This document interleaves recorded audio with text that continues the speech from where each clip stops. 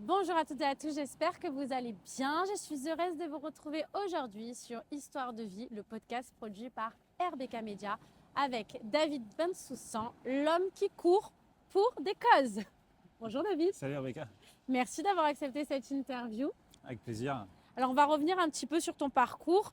En décembre dernier, tu as couru 145 km en 24 heures, donc pour Clean My Calanque. C'est ça.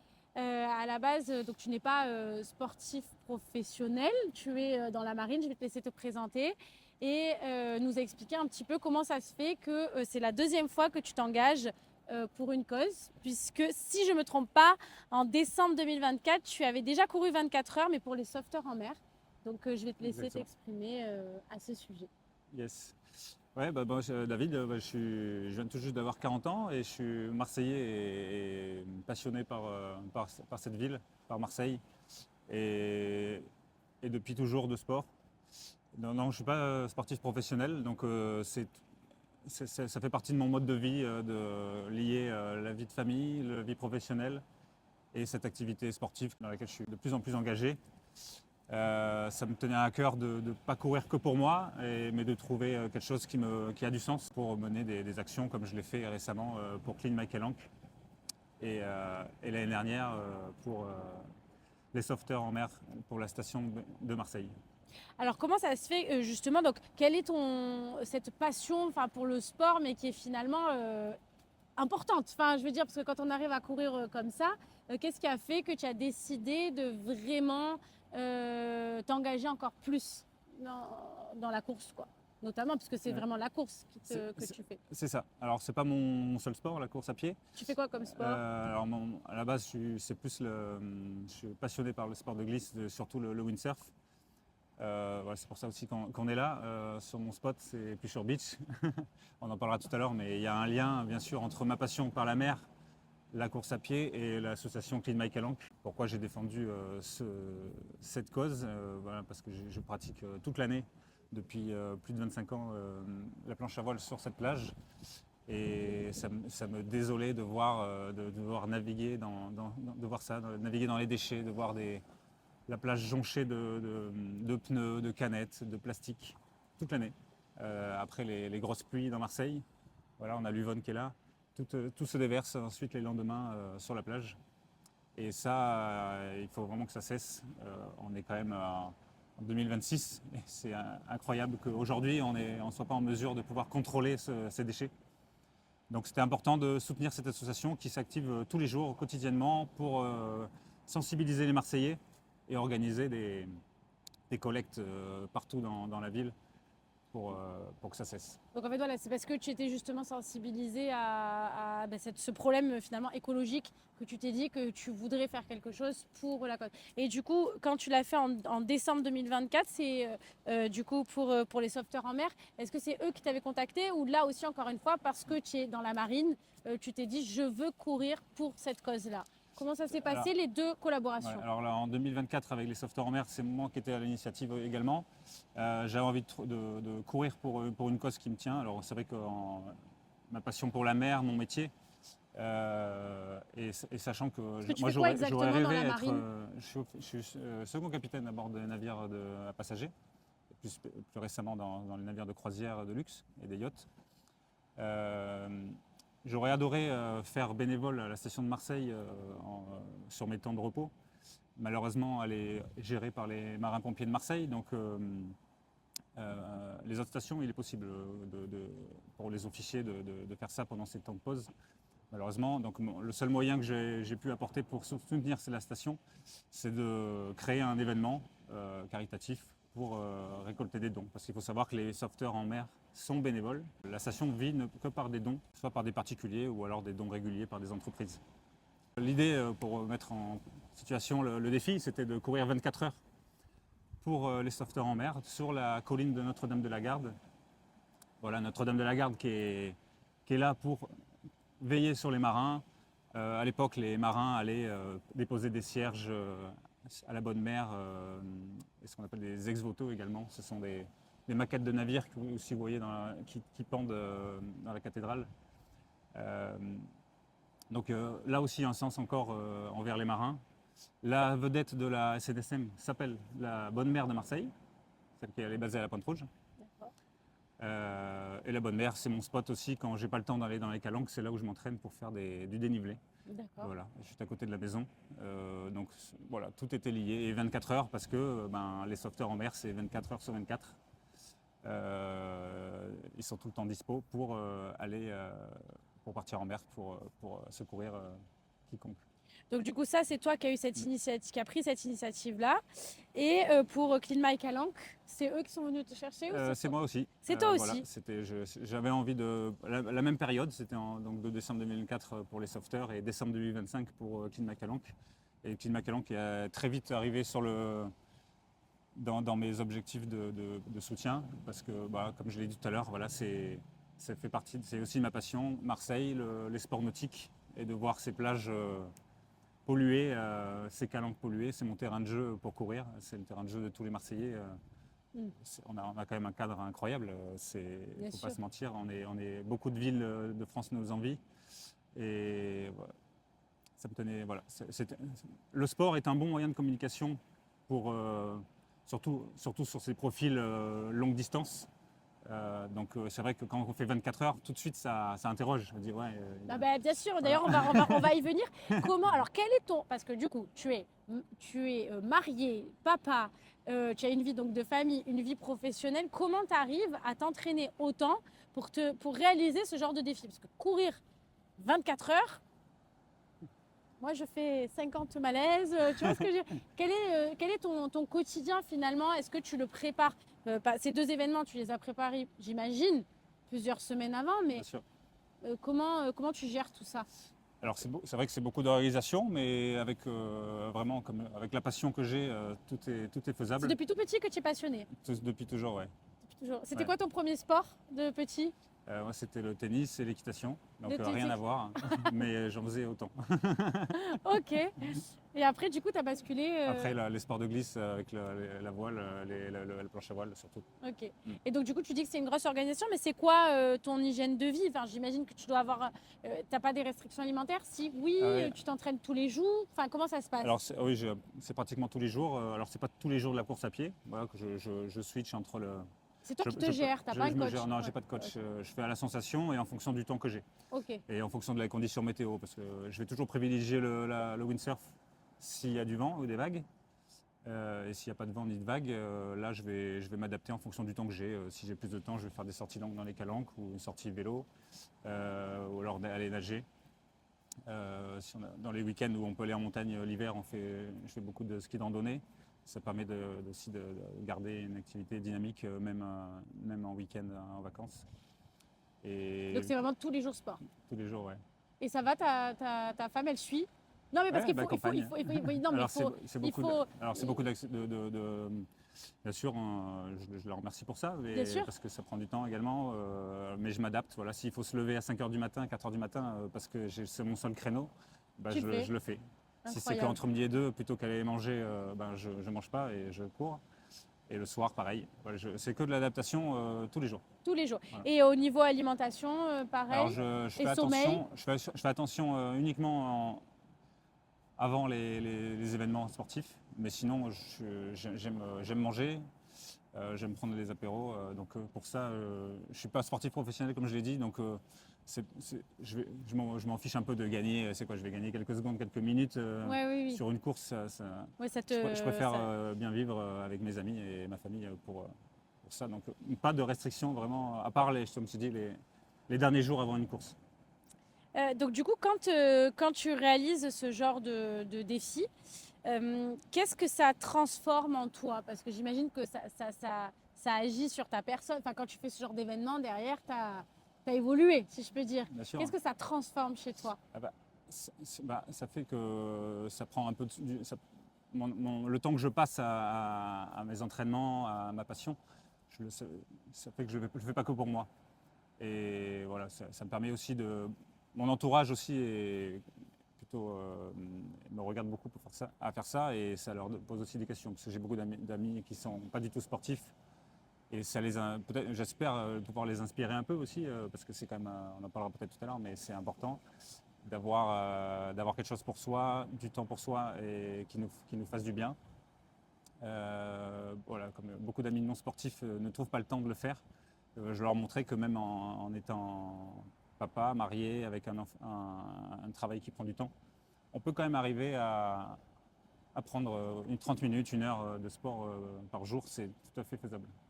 Bien sûr. Mais donc, du coup, qu'est-ce que tu as découvert sur toi dans ces moments extrêmes, quoi? Tu as découvert des choses? Peut-être pas, hein, après. Ouais, bah, enfin, alors quand on fait 24 heures d'effort, on vit une vie d'émotions. C'est ça, parce que On comment passe, tu tiens 24 heures? c'est vrai qu'on j'ai ressenti sur des courses de plus de 24 heures, il y a des hauts, des bas, beaucoup de bas, et on arrive à les contrôler de plus en plus avec l'expérience. Parce Et que ça c'est- fait combien de courses en tout de 24 heures? Je ne saurais pas te dire combien, mais une dizaine à peu près. Une dizaine où tu Ouais, donc, cours 24 heures. Ouais, donc avec l'expérience, on commence à contrôler justement ces émotions et on les attend avec impatience. C'est ça qu'on va chercher aussi, parce qu'on ne va pas se lancer dans une course de 24 heures en se disant tout va bien se passer. Ça n'existe pas. Même les plus grands sportifs, ils vont avec en tête déjà ils vont souffrir, mais ça fait partie ça fait partie du plaisir aussi. Du plaisir, oui, de Ouais. rechercher ce De truc, ce rechercher dépassement de et soi. voilà, jusqu'où voir où on peut aller et on voit qu'en fait le corps humain s'adapte très vite et on peut faire des choses incroyables. Pendant 24 heures, on est d'accord que tu n'as pas marché. Alors dans les grosses montées, si on marche quand même. On marche. Tu marches. Mais tu dors pas. Non, par Tu contre, manges non, pas. Et ça- comment tu fais? On te donne de. Alors j'ai des choses sur moi et après je m'organise pour avoir des ravitaillements à différents points.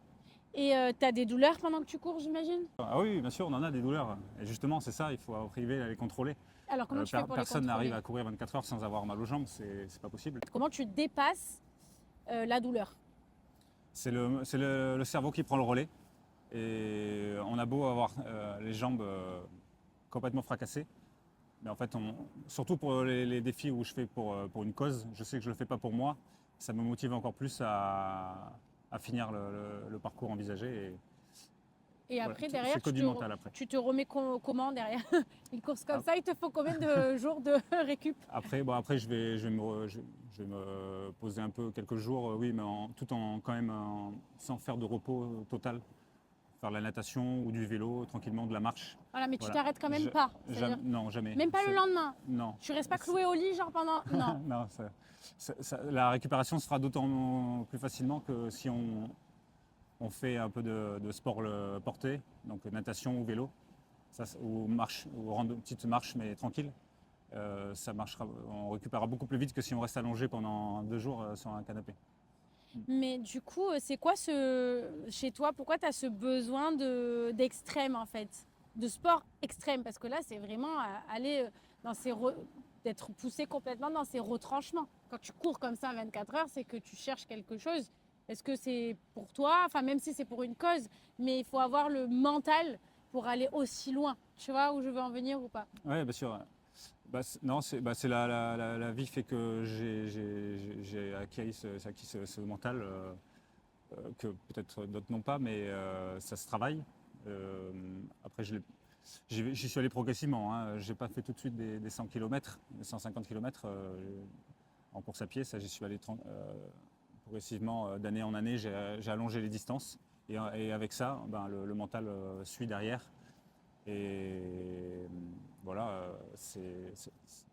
et puis la passion, c'est surtout Tu es ça. vraiment C'est passionné de voilà, sport. de sport, Vraiment de et sport. c'est ça. Et alors, il faut savoir que le cœur de RBK Media, c'est la résilience. Mhm. C'est quoi pour toi la résilience? C'est arriver à s'adapter tout en gardant son naturel, pas essayer de se mettre des faux semblants et être soi-même. Faut pas aller chercher ailleurs. Tu t'es déjà blessé? Parce en faisant autant de sport, tu as déjà eu des Alors blessures? j'ai eu une grosse blessure, mais c'était pas lié au sport. J'ai eu une hernie discale qui est arrivée du jour au lendemain. D'accord. C'est pas lié du tout à mes activités. Ok. Mais sinon, heureusement, pas de grosses Pas de chutes, douleur. pas de blessures. J'arrive en fait en mixant les sports comme ça. Voilà, parce qu'en ça fait, c'est ça, permet- tu as plusieurs pratiques. Ça permet de muscler les parties du corps, toutes les parties du corps qui pourraient être sollicitées. Et donc même si je me fais une cheville en courant, mais je sais que je ne vais pas avoir de fracture derrière. Ok. Et donc, du coup, comment tu as organisé concrètement ces 2 événements? Parce que c'est toi qui as pris l'initiative pour, du coup, les marins et Clean My Calanque. Comment, je sais pas, tu as défini le parcours explique-nous juste concrètement comment tu as organisé ces 2 événements. Alors pour les sauveteurs en mer, je l'avais en tête déjà depuis longtemps, c'était le choix de la Dame de la Garde comme spot, Oui. où j'ai fait, je sais pas combien, 350 montées-descentes, donc en clin d'œil à la bonne mer. Et pour Clean My Calanque, pareil, ça s'est très vite mis en place, c'est que je voulais faire le tour de Marseille. D'accord. Voilà, Clean My Calanque, c'est une association marseillaise, on est là pour le bien-être de la communauté marseillaise. Donc, pour faire le tour avait tout un sens. Voilà, il fallait qu'il y ait un sens entre le parcours et à chaque fois l'association que je défends. Donc j'ai tapé dans Google Marseille, sur Google Maps, ça m'a fait les frontières de la ville, les limites administratives. Et ensuite j'ai tracé un parcours qui le suivait les traces le plus possible, en comptant bien sûr les îles du Frioul, qui fait partie du 7e arrondissement de Mais Marseille. comment tu es allé aux îles en bateau? À la rame. J'ai commencé par le Frioul, donc j'ai commencé par le paddle. Le matin, comme ça, j'étais sûr généralement le matin, il y a moins de vent, donc Ah oui, mais le mer plate. 6-7 décembre, tu devais être bien couvert, non, sur le paddle? Ouais, j'ai eu une belle météo, ça va. Ouais. Et donc après ça, tu poses le paddle et tu pars en courant. C'est ça, donc il y a 14-15 km sur l'île. Tu as déposé du Frioul quand tu es parti. Je Ou suis tu as parti fait du aller- Vallon des Offres, je suis parti. Vallon des Offres, paddle, tac, tu cours, tac, tu reprends le paddle, hop, et tu viens ici. Et ensuite, Tour de Marseille. Ah oui, mais tu as intérêt d'avoir un très bon entraînement là. Bon, c'était pas la partie, c'était la partie la plus facile en tout C'est cas. quoi le moment le plus dur de ta course? Le plus dur de la course, la fin dans les calanques, c'était la partie la plus technique, parce que je l'ai fait dans le sens Estac, ensuite nord de Marseille, vers Aubagne-Cassis, et retour par le bord de mer, tout en suivant les calanques. C'est la partie la plus technique, ça monte, ça descend.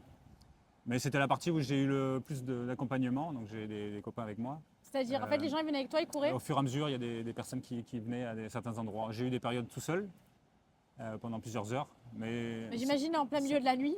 ouais.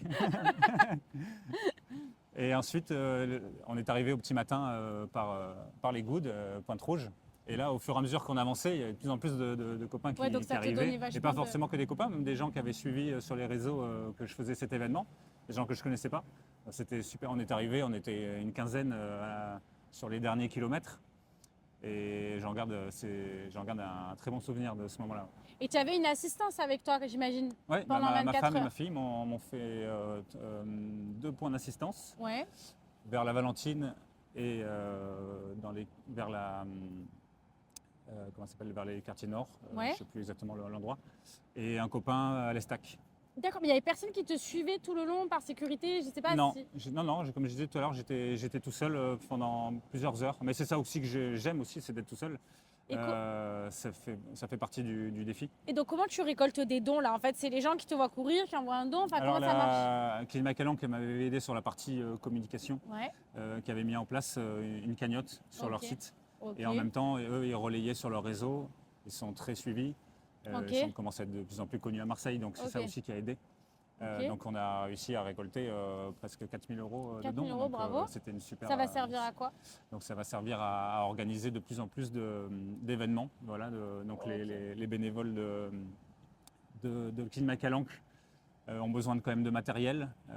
Ils se déplacent dans les écoles pour organiser des événements, faire des sensibilisations. Bien sûr. Ils commencent dès le plus jeune âge, en maternelle. Bien sûr. Voilà. Donc ces dons servent à ça. Ok. Et pour l'événement marine? L'événement marine, alors c'est pour le matériel de la station. Ils D'accord. ont besoin de la maintenance du bateau, les combinaisons des plongeurs. Il y a Mais énormément pareil, de frais. ils faisaient des dons pendant que tu courais, les gens. Exactement. Ok. Là, il y a une cagnotte qui était en ligne sur le site de la SNSM de Ok.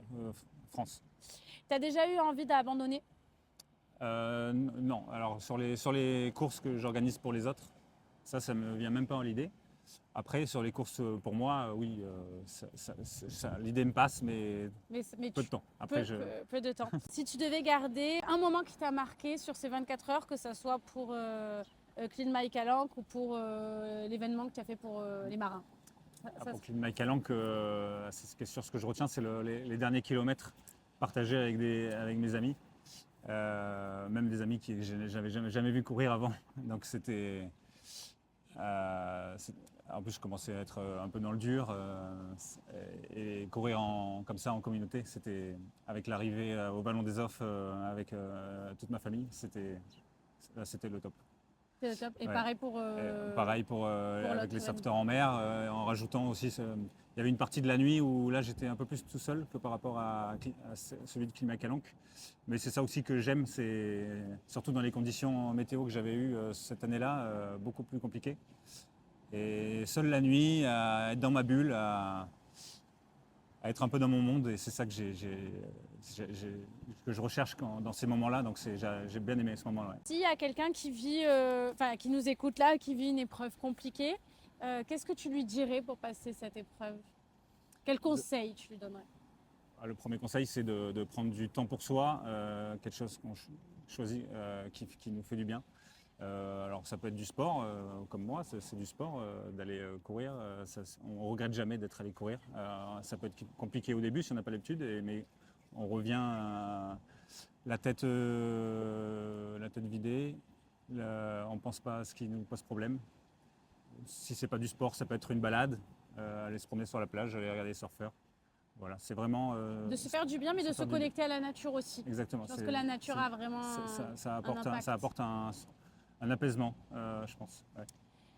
Quand tu prépares ces événements-là, j'imagine que c'est quelque chose que tu dois vraiment bien anticiper, mais qu'est-ce que tu dois mettre en place juste avant l'événement qui est vraiment hyper important?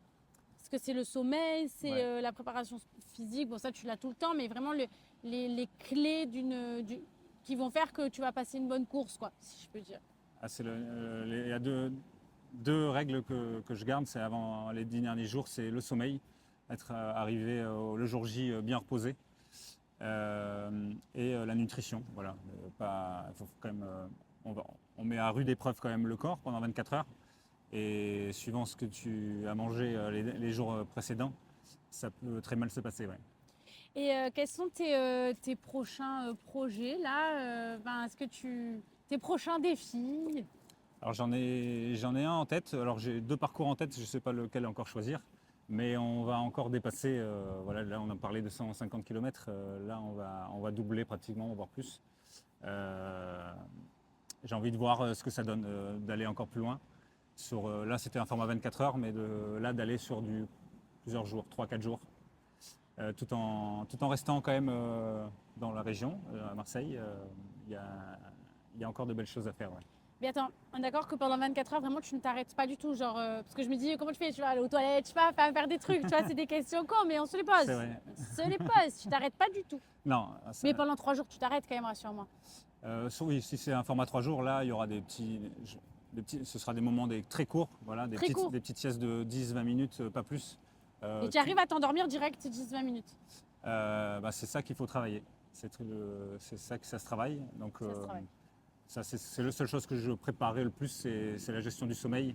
Au-delà parce que je peux ne pas dormir jusqu'à 30 heures, ça, il n'y a aucun problème. Parce que ça, tu étais dans la marine, c'est pour ça que tu es rentré. Voilà, c'est vrai que quand on est à bord, on travaille la nuit, en décalé, on fait des quarts. Donc ça, il y a se reposer par tronçon. Ça, c'est ce qu'il y a le plus à faire. Ouais. Et ton prochain projet, ça serait quoi? Ta prochaine cause? Alors j'en ai plusieurs en tête, mais il faut que ce soit cohérent avec ce format de 3-4 jours, et je suis en train d'y réfléchir. Est-ce que tu as quelque chose à ajouter avant qu'on termine? Ouais, pourquoi pas faire un petit défi pour soutenir l'association des Louves que tu as créée. Avec grand plaisir. Ça peut être une bonne idée. Avec grand plaisir. L'association Les Louves accompagne donc les victimes de violences et de viols, femmes, hommes, enfants, et c'est avec joie et grand plaisir qu'on fait quelque chose de très sympa à faire. Ouais. Merci beaucoup, Merci à toi. David. Merci.